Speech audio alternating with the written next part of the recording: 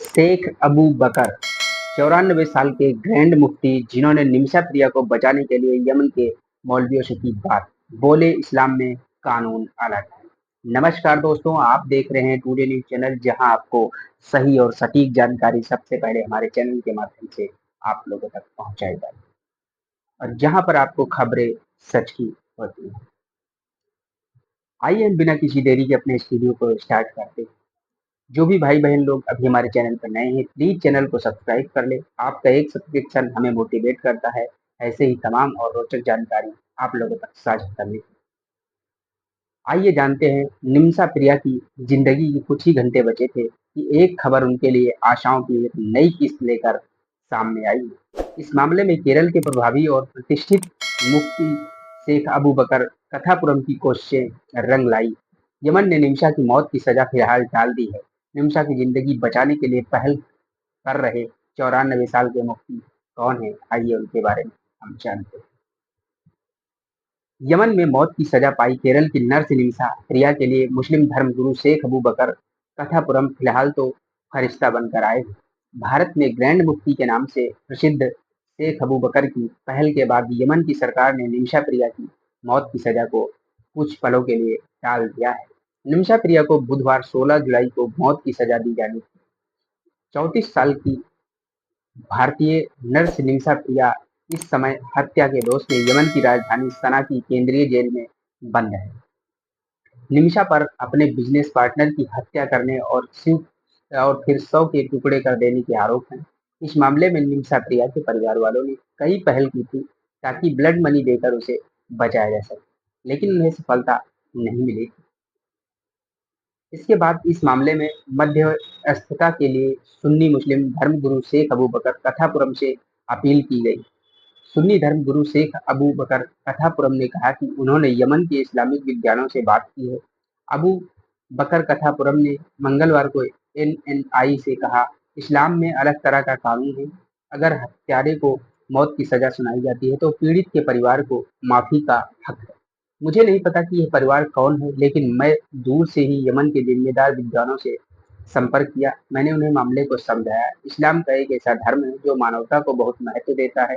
जब मैंने उनसे हस्तक्षेप करने और कार्यवाही करने का अनुरोध किया तो विद्वानों ने मुलाकात की, चर्चा की और कहा कि वो जो कर सकते हैं करेंगे। उसके बाद उन्होंने हमें आधिकारिक तौर पर सूचित किया और एक दस्तावेज भेजा जिसमें कहा गया है कि मौत की सजा की तारीख स्थगित कर दी गई। अब इस बातचीत को आगे बढ़ाने में मदद मिलेगी। अबू बकर कथापुरम ने कहा कि उन्होंने केंद्र सरकार को भी चर्चा और प्रक्रिया के बारे में सूचित कर दिया है। इसके अलावा प्रधानमंत्री नरेंद्र मोदी कार्यालय को भी एक पत्र भेजा है।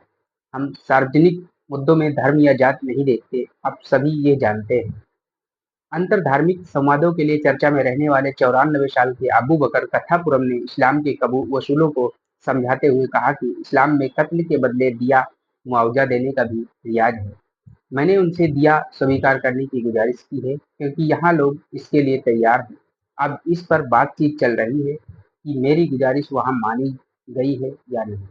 उन्होंने कहा कि मौत की सजा की तारीख कल थी, लेकिन अब इसे कुछ दिनों के लिए टाल दिया गया है। हमने इंसानियत के नाते ये मांग की है। अगर ऐसी मांग मान ली जाती है तो भारत में मुसलमानों के लिए एक बहुत आसानी हो जाएगी।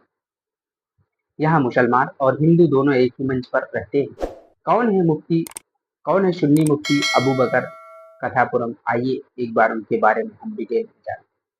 इस्लामिक इन्फो सेंटर के अनुसार शेख अबू बकर अहमद, जिन्हें कथापुरम एपी अबू बकर मुशलियार के नाम से भी जाना जाता है, भारत के 10वें और वर्तमान ग्रैंड मुफ्ती हैं। 22 मार्च 1931 को केरल के कोझिकोड में जन्मे वो एक प्रमुख सूफी विद्वान और सामाजिक कार्यकर्ता हैं। वो ऑल इंडिया सुन्नी जमीयतुल उलमा के महासचिव और जामिया मरकज के चांसलर हैं। उन्होंने 2014 में आईएसआईएस के खिलाफ पहला फतवा जारी किया और अंतरधार्मिक संवाद को बढ़ावा दिया। उनकी शैक्षिक और कल्याणकारी पहल जैसे मरकज नॉलेज सिटी लाखों लोगों को लाभ पहुंचाती। शेख अबू बकर अहमद अंतरधार्मिक संवाद और सामुदायिक सद्भाव के एक समर्थक रहे हैं।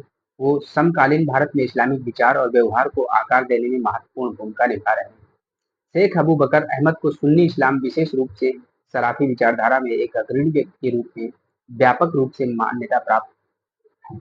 वो भारत के ग्रैंड मुफ्ती के रूप में कार्यरत हैं और देश भर के लाखों मुसलमानों को धार्मिक मार्गदर्शक और नेतृत्व प्रदान करते हैं।